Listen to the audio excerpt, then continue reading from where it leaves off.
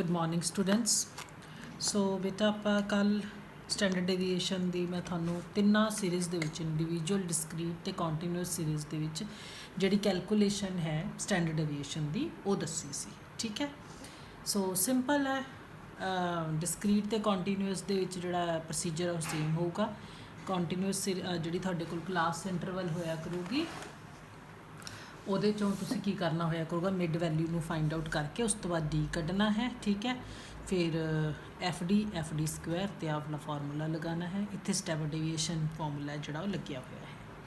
So now we have combined standard deviation. जिवें आपां combined mean कढ़िया सी ना, उस तरीके नाल हुण होगा इत्थे combined standard deviation. Combined standard deviation find out करने वास्ते पहला सानू कंबाइंड मीन बारे पता होना चाहिए है। ठीक है, फॉर्मूला पहला देख लो।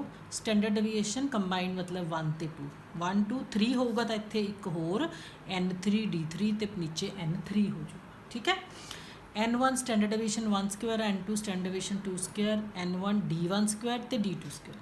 देखो आ तो सिंपल ने standard deviation of first series of second series. जिहड़े D1 ते D2 ने इन्हें फाइंड आउट करने वास्ते साडे कोल फार्मूला होगा। जिवें D1 फाइंड आउट करने वास्ते मेरे को फार्मूला होया करूँगा मीन 1 माइनस कंबाइंड मीन दा स्क्वायर। D2 फाइंड आउट करने लई मीन 2 माइनस कंबाइंड मीन दा स्क्वायर। ठीक है, सो पहला मैनू की करना पिया करूँगा, कंबाइंड मीन फाइंड आउट करना पिया करूँगा। मीन दिता हो चो कंबाइंड मीन नू माइनस उहदा स्क्वायर, फिर सैकेंड मीन चो कंबाइंड मीन नू माइनस किया उहदा स्क्वायर, वो D2 होया करूँगा फॉर्मूले च पुट करना है एंड सम नू सॉल्व करना है। ठीक है, एग्जाम्पल 10 है। जे देखो n दिता होया है, अर्थमैटिक मीन दिता होया है तो स्टैंडर्ड डेविएशन दिता होया है। मीन 1 मीन 2 दिता होया, कंबाइंड मीन फाइंड आउट कर लोगे। स्टैंडर्ड डेविएशन 1 ते 2 दी हुई है। ठीक है, तो वो वास्ते थाने कोल की हो जाएगा फॉर्मूले च आ थोड़े कोल स्टैंडर्ड डेविएशन 1 ते 2 हैगियां ने, D1 D2 तुसीं इत्थों कढ़ लोगे। मीन 1 विचों 50 चो 58.3 दा माइनस करके स्क्वायर कर लोगे जिवें आ किया होया है। फिर मीन 2 60 विचों 58.33 नू माइनस करके उहदा स्क्वायर कर लोगे, फॉर्मूले च पुट कर लोगे एंड फॉर्मूला इंप्लॉय करके स्टैंडर्ड डेविएशन कंबाइंड है जिहड़ी वो निकल जाएगी। ठीक है, सो कुछ एक हुण अपने कोल ने typical examples on the standard deviation. ਹੁਣ ਜਿਵੇਂ ਤੁਹਾਨੂੰ ਕਰੈਕਟ ਇਨਕਰੈਕਟ ਵਾਲਾ ਮੈਂ ਪਿੱਛੇ ਕਰਵਾਇਆ ਸੀ। ਠੀਕ ਹੈ, ਜਦੋਂ ਆਪਾਂ ਮੀਨ ਕੀਤਾ ਸੀ ਉਦੋਂ ਵੀ ਆਪਣੇ ਕੋਲ ਆਈ ਹੁੰਦਾ ਸੀ ਕੁਝ ਕੁ ਵੈਲਿਊਜ਼ ਆਪਣੇ ਕੋਲ ਕਰੈਕਟ ਹੁੰਦੀਆਂ ਸੀ ਤੇ ਕੁਝ ਕੁ ਵੈਲਿਊਜ਼ ਆਪਣੇ ਕੋਲ ਇਨਕਰੈਕਟ ਹੁੰਦੀਆਂ ਸੀ। ਹੁਣ ਇੱਥੇ ਵੀ ਆਪਣੇ ਕੋਲ ਹੈ ਜਿਵੇਂ ਮੀਨ ਐਂਡ ਸਟੈਂਡਰਡ ਡੇਵੀਏਸ਼ਨ ਗਿਵਨ ਹੈ। ਮੀਨ ਹੈ 10, स्टैंडर्ड डेविएशन है 2, 20 आइटम्स एन भी गिवन है। लेटर ऑन फाइंड आउट किया कि जी करैक्ट आइटम 12 सी, मतलब करैक्ट आइटम 12 है, इनकरैक्ट कितनी है उन्होंने असी 8 ले लिया। हुण find the correct mean and correct standard deviation. What we will do, सब तो पहला असी उही मीन वाला सारा काम करांगे। Mean summation X upon N summation X कढ़ लांगे। ये इनकरैक्ट होगा। इनकरैक्ट मतलब इस 200 दे विच अपने कोल करैक्ट वैल्यू है जिहड़ी वो इनकरैक्ट वैल्यू ऐड है, करैक्ट वैल्यू ऐड नहीं है तो करैक्ट वैल्यू ऐड कर देंगे, इनकरैक्ट माइनस कर देंगे, एन नाल डिवाइड कर लाँगे, करैक्ट मीन निकल जूगा। ठीक है, फिर स्टैंडर्ड डेविएशन का फॉर्मूला लगावांगे, वैल्यूज़ पुट करांगे, साडे कोल की निकल के आऊगा इनकरैक्ट समेशन एक्स स्क्वायर। ठीक है, हुण इनकरैक्ट समेशन एक्स स्क्वायर च की करांगे असी करैक्ट वैल्यू का स्क्वायर प्लस कर देंगे, इनकरैक्ट वैल्यू का स्क्वायर माइनस कर देंगे, फिर दोबारा करैक्ट स्टैंडर्ड डेविएशन है फाइंड आउट करांगे। इस टाइप के सम्स ने जोड़े इंपॉर्टेंट होंगे, इन्हों करना होगा। ठीक है, आ मिसिंग वैल्यू वाला इन्ना लंबा सम थानू नहीं आता। 14th एग्जाम्पल भी करने की जरूरत नहीं है। हाँ जी, इस तो बाद एक है जो होर स्टैंडर्ड डेविएशन दे विच तुहाडे कोल चीज़ है जिहड़ी आउंदी है, that is coefficient of variation and variance. पहला मैं वेरीएंस बारे दस दिंदी हाँ। वेरीएंस का जस्ट 1 मिनट की चीज़ है। देखो जे स्टैंडर्ड डेविएशन मान लो 4 है, ठीक है, वो कहता जी वेरीएंस फाइंड आउट करो। स्टैंडर्ड डेविएशन का करो स्क्वायर, 4 का स्क्वायर 16। इट मीनस वेरीएंस की है स्टैंडर्ड डेविएशन का स्क्वायर। हुण जे वेरीएंस दिता होया है वो कहता जी variance is equal to 9, find standard deviation कर लाँगे। स्टैंडर्ड डेविएशन की है वेरीएंस का अंडर रूट 9 3। ठीक है, this is only thing standard deviation the variance. Standard deviation है स्क्वायर कर दो, वेरीएंस निकल आऊगा। वेरीएंस गिवन है अंडर रूट कर लो, स्टैंडर्ड डेविएशन निकल आऊगा। हुण नैक्सट है साडे कोल coefficient of variation CV। Coefficient of variation कड्ढण दा फॉर्मूला है standard deviation upon mean cross 100। मतलब coefficient of variation find out कर असी क्यों करते हाँ, it is the percentage expression of standard deviation. क्यों करते हाँ असी कोफिशिएंट ऑफ वेरीएशन, ताकि सानू पता लग जे कि कोई जिहड़ी दूसरी वैल्यू है या दो सीरीज़ दित्तियां होईयां होणगियां उन्हां दे विच आपस च वेरीएबिलिटी कितनी है, एक दूसरे तो अलग अलग कितनियां ने, होमोजेनाइटी एक वर्गियां कितनियां ने, या उन्हां दे विच स्टेबिलिटी है जिहड़ी ओह कितनी है। जिन्नी CV वैल्यू हायर आऊगी इट मीनस उन्नी ही हाई डिग्री ऑफ वेरीएबिलिटी है तो less degree of stability and homogeneity है। मतलब जिन्नी साडी वैल्यू वध आऊगी, वध वेरीएबल होगी, वध वेरीएबल का मतलब की है वो स्टेबल घट है तो वह होमोजीनियस घट है। जिन्नी CV वैल्यू घट आऊगी वो की सजैसट करूगी, वेरीएबिलिटी घट है पर होमोजेनाइटी तो स्टेबिलिटी वो वध है। ठीक है, मैं तुहानूं एक क्वेश्चन ये करके दस दिओ, बड़े सोहने तरीके दे नाल तुहानूं उस चीज़ का पता लगता है। हाँ जी आ रहा, देखो this question I was seeing for example number 10। दो बैट्समैन दिते हुए ने बेटा X एंड Y। ठीक है, वो कहता batsman X and Y scored following runs. X जिहड़ा प्लेयर है उन्हें एक मैच च 12 रन बनाए, दूजे च 115 बनाए, फिर 6 बनाए, 73 बनाए, 7 बनाए, 19, 119, 36, 84, 29। जिहड़ा Y प्लेयर है उन्हें 47 बनाए, 12 बनाए, 76, 42, 4, 51, 37, 48, 13, 0। जे असीं इत्थों देखिए तो कुछ भी पता नहीं चलता।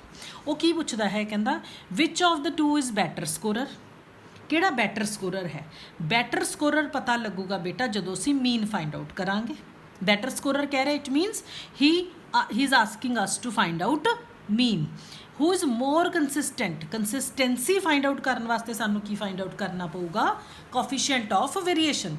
कोफिशिएंट ऑफ वेरीएशन का फॉर्मूला की है standard deviation divided by mean cross 100। हुण ये एक इंडिविजुअल सीरीज़ है X, आ एक अलग क्वेश्चन है, आ एक अलग क्वेश्चन है। ठीक है, आ X बैट्समैन का सारा ब्यौरा है। असी की करना है, समेशन X कर लिया, N नाल डिवाइड कर लिया, मीन निकल आया 50 मीन आया। सिमिलरली Y का टोटल करांगे 330 डिवाइडेड बाय 10। हुण इत्थे 50 है मीन, इत्थे मीन आया 33 because average score of X is more of then of Y। X का स्कोर आया 50, Y का आया है 33, तो आपां की कहांगे कि X की है बैटर स्कोरर है।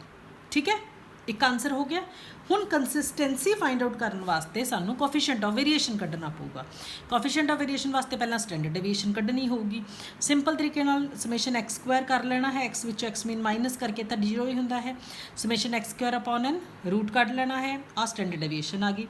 Coefficient of variation formula put कर देना, आ CV आई है। सिमिलरली Y सीरीज़ का कर लेना, आ एदी CV आई है।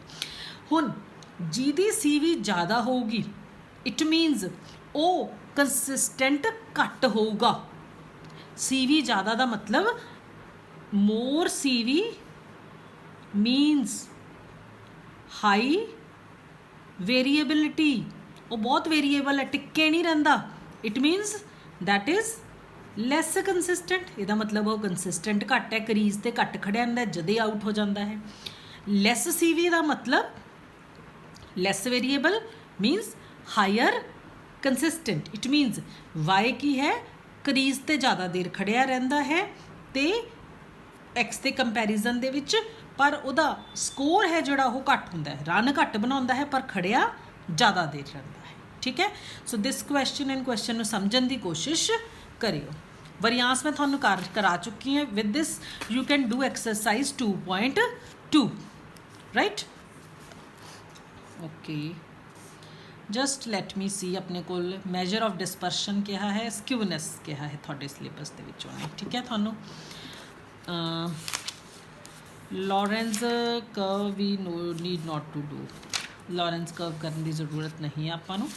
इस तो बाद बेटा मिसलीनियस क्वेश्चनस ने, these miscellaneous questions you will try to solve yourself. कोई भी मिसलीनियस क्वेश्चन विचों थानू प्रॉब्लम आती है यू कैन कंटैक्ट मी। ठीक है, 31 एग्जाम्पल्स ने मिसलेनियस, लॉरेंस कर्व करने की जरूरत नहीं है थानू। ठीक है, this Lorenz curve need not to do उस तो बाद तुहाडे कोल इत्थे मिसलेनियस एक्सरसाइजेस स्टार्ट होंदियां ने, ठीक है। 31 एक्सरसाइजेस ने, इहदे विचों किसी भी एक्सरसाइज 'च कोई प्रॉब्लम आंदी है तो तुसीं मैनूं पुछना है। उस तो बाद पिछे तुहाडे कोल सारे इकट्ठे questions quartile deviation, mean deviation, standard deviation, coefficient of variation they 12 questions ये एग्जिस्ट करते हैं, ये तुसीं करने होंगे, ठीक है। With this your standard deviation chapter is complete, ठीक है। सो बहुत सोहने तरीके दे नाल स्टैंडर्ड डेविएशन वाले चैप्टर नूं तुसीं करना है।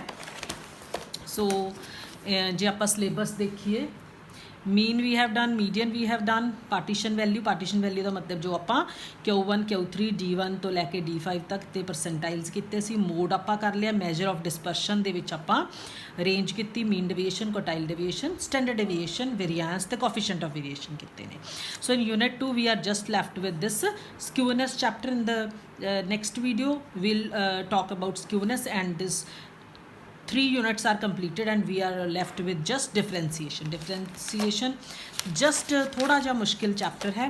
So we will take some time to complete this chapter, ठीक है। डेरिवेशन एंड मैक्सिमा मिनिमा, ठीक है। ये आपां जिहड़ा है इस तो बाद स्क्यूनेस तो बाद this chapter we will do.